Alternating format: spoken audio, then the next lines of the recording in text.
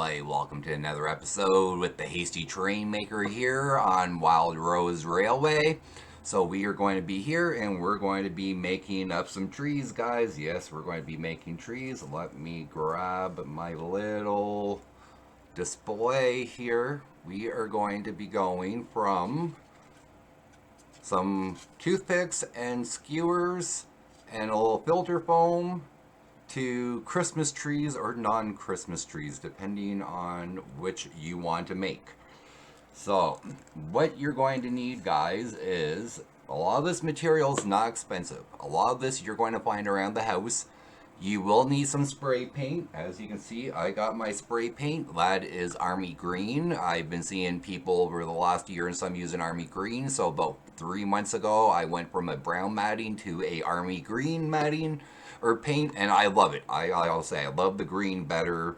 Though on your filter you're going to need a blue filter. I find when you do spray paint, if you don't have the greatest of light, so hold on here, I don't want to lose my tree. I offset my balance.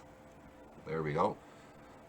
Your green Army Green tree on a blue filter at times is going to be kind of confusing and unsure. So you're going to want to go underneath light after you spray paint and check it out.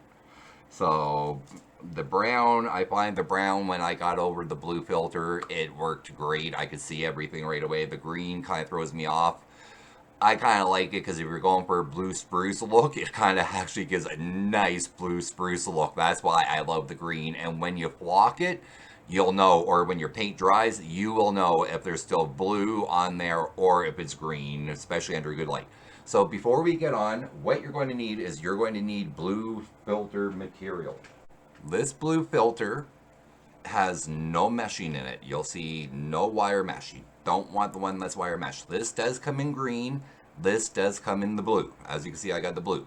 You can get cheaper than what I got. I paid $15 for a huge sheet of this. You can get this from Walmart and other places for $4 for cheaper, less quality of the sheet. Okay, so you can get those cheap. That's going to be anywhere from $4 to $15 depending on what you can get. That's going to be one of your most expensive items. Your spray paint is about anywhere from $8 to $10 depending where you go. Canadian. I'm a Canadian, so these are Canadian prices.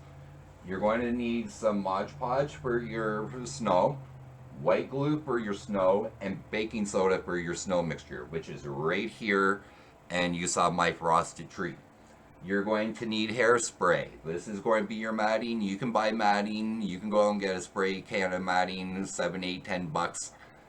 I spent $2.50 at the dollar store for hairspray, and it works exactly the same. You need skewers. You need some white glue. You need some flock. That's going to be your other expensive. You can get a thing of this for about $15, $20 Canadian at most hobby shops, and some containers. You're going to need a white glove for when you're spray painting. This is my booth. We'll get to that later. And my mask fell for ventilation. That's all you really need. Honestly, that's all you really need. Oh, and I use some styrofoam for my bases. You can see I already got pre-hole punches on there. I just take my skewer and go underneath. All right. You see what you need? Let's get going here and get some trees made. Alright guys, you're not going to see much of me from the top up here. Important thing is what we're making. So you're going to cut your furnace filter and you're going to give, depending on the size of the tree, I cut in different sizes. If I'm using a skewer, which we're going to start off with, I cut about 1.5 inch, 2 inch square. So if I'm going on a smaller toothpick tree or near the top, I like to cut a smaller 1/2 inch square of this. You can do this 2 different ways. I like to do this in circles. You don't have to. I've seen this done in squares. And if you're going to do in squares, I suggest, who I think it's Tom's Trains and Things, or one of those channels. He makes iron crosses in his as he peels them. I am going to cut an iron cross because I'm going to do it 2 different ways. I don't peel mine for all of them, and I do peel them from some. What I like to do is I like to cut a circle. So I'm going to take this, and I have a paper here for a reason. When you're cutting the circle, These little droppings are going to come in handy. I'm experimenting on two different things, and I found one really works well here. So, and this works for. So, see, it doesn't have to be a perfect circle, guys. It doesn't have to be a perfect circle. I don't have perfect circles. Or you can leave it in a square and do this. And what you're going to do is, and the same concept goes, if you're going to use the square and the iron cross cutting, peel your layers first. So I'm going to come in here and I'm just going to peel a few layers. This one wants to separate already, so I'll just take that. See how this is really thick? You don't want it really thick unless you're making like this whole tree, this whole skewer. And I'm not going to do that. I'm going to try to keep my trees roughly this size realistic. And I'm going for a bit less manufactured look on my trees. So see how I have this nice and thin? I'm not going to do a whole bunch of them. I got a whole bunch right here already done up. So let's put this in behind. I will put this one in behind here too. I'm going to show you two different techniques to do this. You will see there's two different trees. I actually paid for this one here. I think I paid $1.50 or $2 Canadian at Walmart. I was at a hobby craft store a few years ago and I saw this tree here, which I thought looked more realistic. And this is what I'm shooting for, is this type of tree right here. I paid $5 for this one and I paid no more than $2 for this, and this is your standard average tree. You can make your tree look this way. I have one already done up so it'll look this way. I'm shooting for this side here because I'm not doing Christmas diorama trees. I will do one with the snow on it, so for you guys who want to do the Christmas one, but I'm doing them for my terrain diorama, so I want trees looking more like this because I made a bunch like this. So on my terrain diorama, I'm going more for a less uniformed looking tree like you see in a Christmas lot. And this is one of my finished trees, and this is going to be the tree we are going to use for snow after. So it's all ready to go and trimmed. This is what I'm looking for than the more uniformed Christmas lot tree like what this will be eventually. So I'm doing this one just for a display. Same with this one right. You might not be able to see it as well in the corner. Advisory. For you gentlemen who are married or with girlfriends, some of the things I'm going to do here, take outside or create your own paint spray booth. I'm warning you off the bat. I'm a single guy. I have no girlfriend, no wife to, answer to. I do as I want. I'm divorced. I'm going to go. Ladies, sooner or later, you're going to be gasping at me. All my female friends and relatives want to slap me half the time they see my projects and how I've done them. Because I don't take my stuff outside, I ad hoc. Alright, let's get our camera down more. Alright, so we're over here. I'm going to show you first how I like to do my lazy man tree, as I call it, because I am a hasty train maker. And I do like to go quick and fast and try to get just as good of a result, or as close of a good result as I can to the other guys out there. So we are going to go and we're going to take, I got some, these are my cut individual circles. These are my good big ones. I want 2 or 3 of these at the most, of the big ones, usually 2. What I like to do is I don't cut my, peel these ones off, I just tease them out. Just like this. A nice tease, and see how I got actually some gap in here? So I'm fine with that. I'm fine. So now I'm going to push it back in. I'm going to let it get a little crumpled back up. Why did I have my glue? And why do you see a towel beside me? Let's pop the towel on your lap. I'm messy. This is my painting towel. I use this for dry brushing, cleaning off my brushes, everything in between. Make sure you have a nice pointy tip. I like to average my tree out. I take my desk. I look, okay, my stem's going to probably be up here, so I want my tree how high? That's too high. Yeah, with my stem here, yeah, that looks like a good size to start off with. So I'm going to come with my glue, and this is why, because it will drip. You can use Mod Podge, any white glue works, Mod Podge white glue. And I'm just going to give it a little turn around and try to leave as much on as I can without really going. Okay, and this is why I have the towel, because I want to wipe my fingers off and try to get as much glue off my fingers. You're going to notice you got a thicker to thinner as you pulled out. I'm going to scrunch this back up right in the center. Right in the center, you're going to take your skewer and you're going to work and twist it down and gain some of that glue on here. I'm going to go down further than what I want my tree length to be. I'm just going to get a little pinch on here. Oh, and this is where you can see if you went through all the way or not. So let's reposition this and twist. Why is that not wanting? Oh, it must be a splinter in the wood. The one bad thing is if your wood does end up splintering on you, it will catch the fibers and pull. So I want to get this down a bit more. I'm just going to use, and the reason I use glue is you can go without glue. Some of these have no glue on it. I like to tease these, and I find as the glue settles and gets onto the stick and onto this, it kind of teases a bit better. So, and see how it's going down? You're already getting some broken parts in here. I'm going to take another piece here, and oh, not only I have taken to doing the little bit of the iron cross on here, and I'm going to explain why I got a white piece of paper under here in a second. You can make the iron cross and then cut in a circle, or you can do your iron cross after your circle. So I'm going to tease this out a bit more. I'm going to come down here. And when you're making circles, do not throw these away. Again, do not throw these away. I stumbled onto something that most other guys don't do here, and you guys can use. It's actually a lot easier. My trying to take shortcuts a lot of times have led me to finding some fun, cool ways.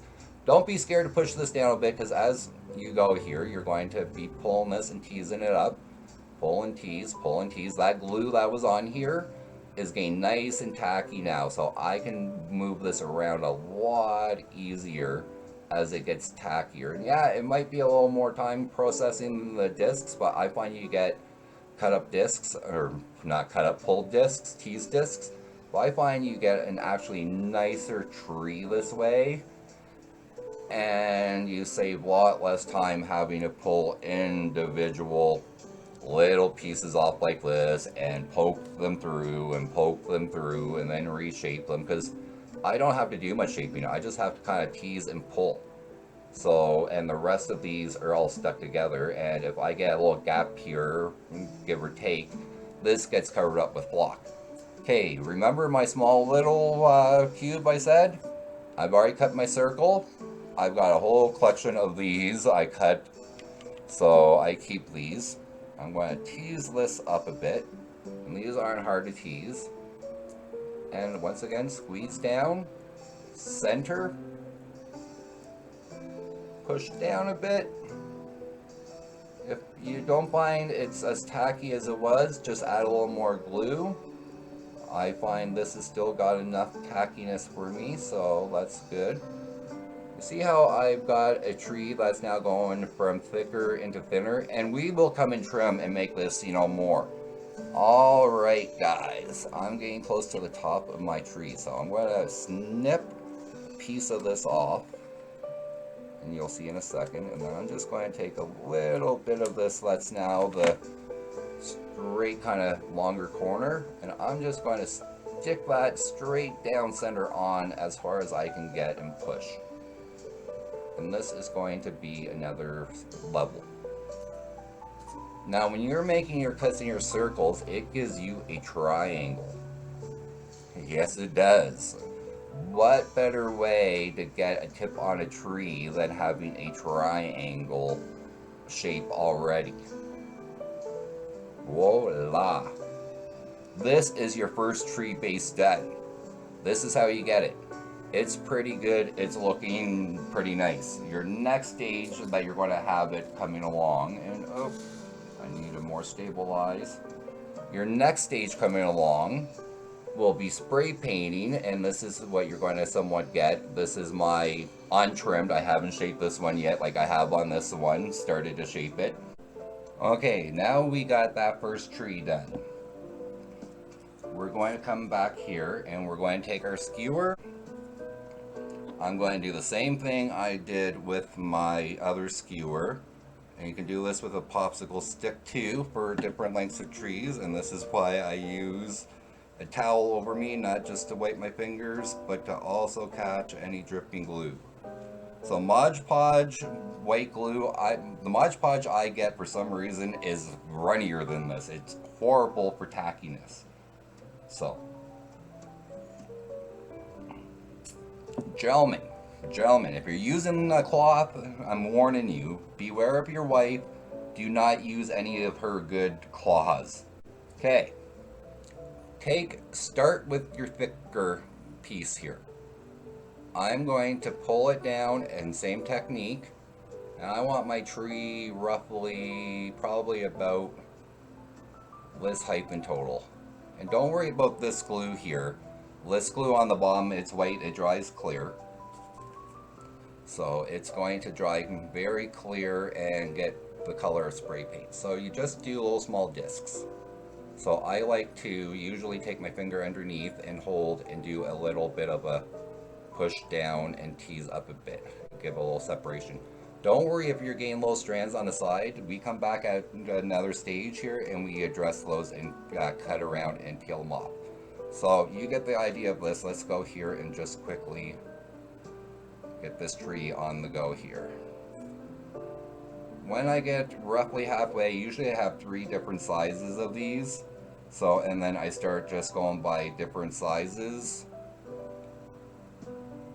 Oh, there we go, pushing down. I'm a little scarce in that spot. There we go. Now I'm going to start coming down to my smaller. No, actually I'll go one more. Oh, this is a square one I didn't cut up yet. So, which is fine. If you have circles and squares, you're going to come back around here anyways and do trimming. Okay, now my smaller circles. Oh, I must be getting a split somewhere in the wood because now it's wanting to pull. And we're just going to come. You get the concept. I can just go at a quick working pace. As you get used to doing this, you'll get quicker and quicker. So I was going slow. I did another video. I was trying to go slower so you guys can see this in detail, and it ended up being like 45 minutes long with 4 different types of ways you can do this. And I thought, you know what, let's just redo this and make it nice and easy, because I didn't have anything for my fake snow yet. I didn't have any hairspray. I had to go out and buy that stuff yesterday. And you can do it without the hairspray, it's just a longer process to do it. You don't get the assembly line work on here. And I'm shy on one on the top for the top. So what I'm going to do is I'm going to take one of the bigger ones and fold it in. I'm going to look for some of these little snippets I had. The snippet would be a good little bunch up piece if I can get it into the middle. Perfect, and that'll leave me a little scatter. And once again, see, I'm going with one of these little triangles from the corners I cut off. And I'm going to just get it, if I can, straight down into the middle.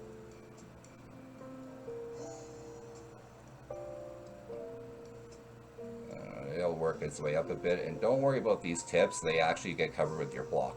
So see, you get different lengths, and as the glue dries on here, you can start teasing, different it down a bit and try to get it more of a slope. This is more of your traditional done up tree for Christmas.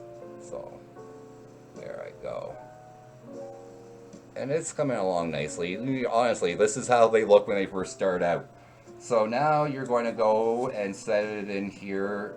You're going to get your paint up booth ready. So as you see, my booth is no longer behind me. I moved it into a better spot, and we are now going to go and jump over there and see the women flip out on me, so we are going to go over to the painting booth in a second here, and we are going to paint up one of these trees so it looks like that tree, and we'll work off of this tree next. Okay, guys. This is the part you want to do this outside or in an area with a box made better than this. I'm single. No, this isn't why I'm divorced, but this would be a good cause for it.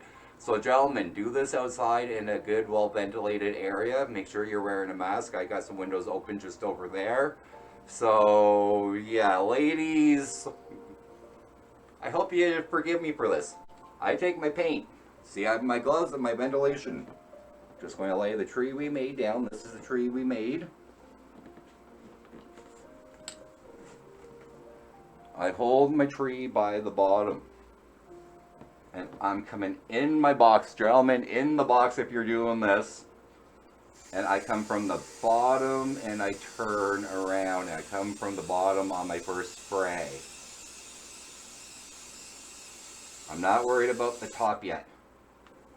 Bottom first. Then I come and I do a quick side coat. And that gets on the sides up and down. Then I turn it around and I give it a blast from the corners. Reason I have a post, I should have two gloves on, but I ran out of gloves, so we're going to use one. And I'm going to just quickly try to wipe my fingers on here. Usually I wear some bad, crappy clothes when I'm doing this, but I got a cloth. Easiest way is to do it while it's still on the skewer. So nice and long, because you will trim this. Okay, so back to the bottom first. And this gives you much better control and less on the gloves. Okay, side again. Now I can come in from the top. And I'm going to stick this in here and we're going to let this dry. So okay, we've got our spray painting done on our trees. I've got two here that have already dried. I've been able to come over, I check under the light, I got all the paint on there, there's no blue showing. So what I'm going to do is I'm going to pop this tree off right here. Warning again, well ventilated area, wear a mask. Don't do what I'm doing here unless you're me. I just do, I'm not known to be the smartest cookie in the shed. So I'm going to go and I use hairspray. You can use matting, $2.50 at the dollar store Canadian. I'm going to use the same technique I used on my painting here. I got it nice and coated. Nice and coated. You know what? I should probably move this over to here now. Okay, so you got your flock. I'm not going to do this up close. You guys can get the general idea. I start on an upside down again. I'm not as much caring about how much I get on the bottom. Use a container piece of paper, something to catch your flock. And then I come over and I come just on a little bit of the side so the sides of the branches can catch the tree. And I just control it lightly as it's coming over on these ones. You can tap it off. And I'm going to highlight this one. I have one over there that's highlighted. I like to highlight some of these with a deader branch and just come over.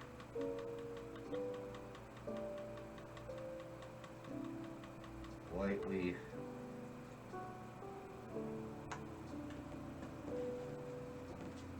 As you can see, there's a nice block on here and you get some highlight. And no, we haven't shaped it yet, so we still need to shape it. But it's coming along half decently right now. It's, you know, we've got a tree. It's looking like a tree. Alright, so let's find a spot for here. I took this one from over on another spot, so I have a hole right here from my last set of trees. So let's pop that in here. Alright guys, we are back here at my work desk. We have got the tree I showed you earlier that I trimmed up for you. That's now ready to go be frosted for a Christmas tree. And I have a tree already flocked from the last process. As you can see, it's not in a good shape. You know, it's just, it looks like it's in the process of a tree, but it doesn't look like a tree. I come in with a smaller pair of scissors.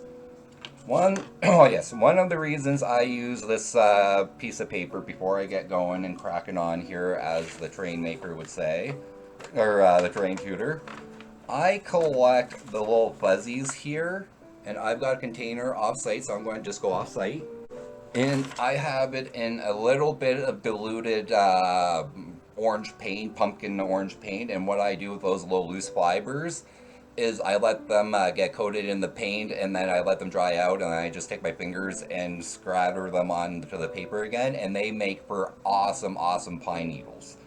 I'm experimenting with these clumper clusters to see if I could get a more pine needle. Not working. It needs to be the fine collected. Why am I taking this here? Okay. We're going to take our scraggly tree that is now blocked after doing a matting on it, and we're going to try to make it more of a tree. And I keep these because these make for excellent weeds. So, excellent weeds display. So I want to get my tree more looking like a tree. Oh, I have to go back and don't be afraid to go in and gain little clumps in here and popping out areas and giving it a little hollowness, unless you're going for that Christmas evergreen, so that perfect look. But I'm kind of getting more now of what I want. And this is one of my trees I use for the pull out. And see, I got my little gaps in there. So as I come around, I just snip and make it a little less squarish and a little more realistic. I start getting a better tree. A lot more. And I try to give it a little pull here and there. Give it a little... These are now pretty securely fastened on, so if you want to give it a little more tease on here, give it a more natural look. A little less squarish. I tend to come out just before I put these on the board. And now you've got a nice tree. And if I can find my snips, I take a pair of clips. I roughly gauge where I'm going to be basing this down on, and this is probably where I'm going to go. I take a snip it off. Tree is now ready to go. So this tree we will pop back over here, and we are going to take this tree that's more of a traditional Christmas look. I wanted the gaps in it, so my one I made right here is less of a gap, and we are going to frost it. So if you do not know how to make your own frosting, Mod Podge frosting, I will do a video on that, but you're going to be getting a, and sorry for the glare, so kind of a pasty consistency. And all I use, that's why you saw the baking soda, Mod Podge, and glue, because baking soda and glue make a really good paste for snow. It does. If it's a short-term display, it's great and you can throw it out later, but baking soda yellows. It yellows.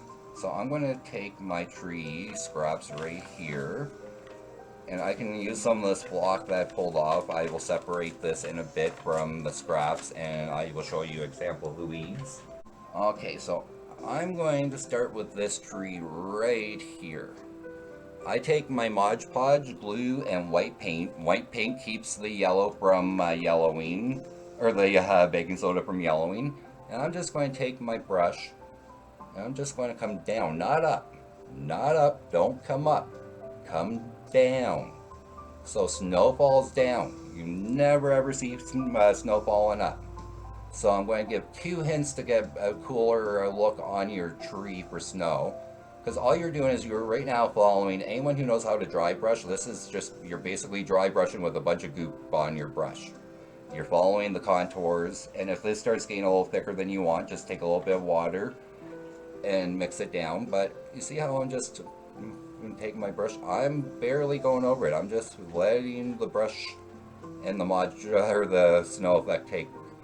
So I'm going to give one suggestion. When you see trees in the woods and it's snow, you're going to see a little extra on the top where it hasn't had a chance to really fall down on the first few branches. And you're going to see more of the collection down on the bottom area where the snow has fallen and dripped down over some time as it's falling. So if you want to get a little extra on your bottom branches, just apply a little bit extra more. And then I'm just going to come over here and hit from the sides because I got some on the breaks where I didn't get too much snow. All right, and this is this tree. And this is it with snow frosting. We will take this tree next that we just cut up and trimmed, and we will frost it up. And this one here is my highlighted tree. I got yellow highlights on it. And I might need to, my next batch of trees, water this down for. So I'm just going to come over here and lightly feather over and let the branches pull off the snow clumps. I'm going to come a little heavier on my bottom, just because I want it to look like the snow's had some time to gather and collect. And then on my other parts, I'm just going to lightly let the branches catch what I'm pulling down. I'll go in some of the gaps. And these are my trees here. This is the tree I used in the stretch technique. This tree right here is one tree. Oh, bulldozers. This tree here is one of the ones where I used the layer technique. So where I peeled off the different pieces and I just let it, I had it stack up, and that took me about 15 minutes to get it that thick. So because I was playing around with different thicknesses. On the back of my, over here, you can't quite see it on the camera, I painted these blue trees up while I was at it. Some of these are the same technique as this one, some are the same as this one, but I went thinner layers so on them to give them more of a, I wanted some thicker, some thinner. But yeah, this is your Christmas tree. This is how you do them. I'm trying to go again on uniformed. I'm not a perfectionist. I'm not Luke Towan, so I wish I was. I'm going more for that Christmas tree you saw right there than I am for the more traditional ones you buy. So these are examples of how you get your tree frosted. So, and then they're ready to go. So let's place some around the board. Okay guys, this is my trees frosted into my scene. This is right between Santa Claus and the water pipe, one we just did earlier. Right here on the corner is the one we just last frosted. And if you look between the red tree and the bridge, that is this first small one.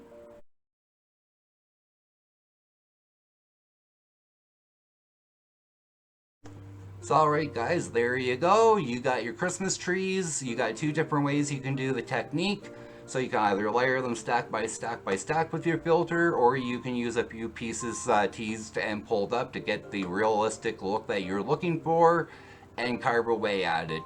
So you can either frost them and use them on a Christmas diorama like you saw over there, or I'll put a quick little clip up of how they look on a layout for trains or, you know, wargaming.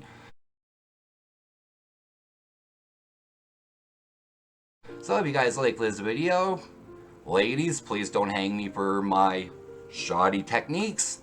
So give the video a like, it sure helps out with the algorithms. Don't forget to hit that subscribe button down on your right hand corner. So it brings up the notification bell and goes ding ding ding ding for all the latest uploads and notifications from Wild Rose Railway. This is the Hasty Train Maker saying have a trainerific time and peace out.